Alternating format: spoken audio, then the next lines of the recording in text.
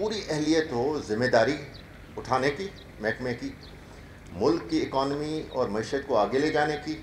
ملک میں تجارت کو فروغ دینے کی۔ اس وقت ہماری تقریباً 40% جو ورک فورس ہے اس کی عمر 30 سال سے کم ہے۔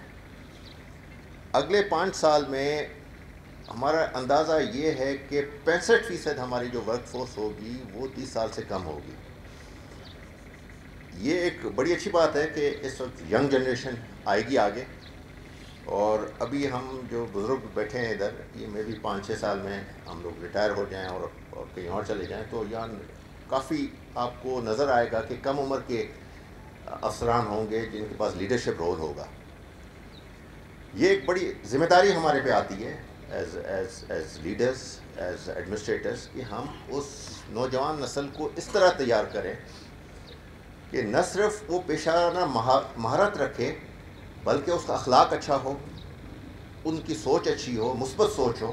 اور مثبت سوچ کے ساتھ محکمے کو اور ملک کو آگے لے کے چلیں۔ پاکستان کسٹمز جتنے بھی سرکاری ادارے ہیں، چاہے پروونشل گورنمنٹ کے ہوں یا فیڈرل گورنمنٹ کے ہوں، پاکستان کسٹمز نے ہمیشہ لیڈرشپ رول لیا ہے آٹومیشن میں،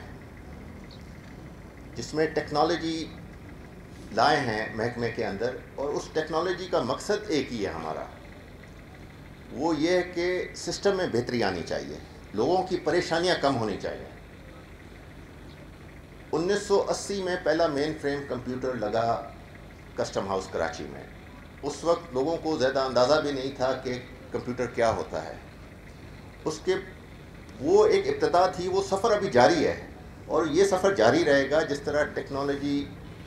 انوویشن آئے گی تو ہم بھی تیار ہیں انوویشن کے لیے۔ آج ہمارے پاس ویب بیس کلیئرنس سسٹم ہے، ہمارے پاس شیئرنگ آف انفارمیشن ہے کہ آپ ہماری ویب سائٹ پہ چلے جائیں، ہمارے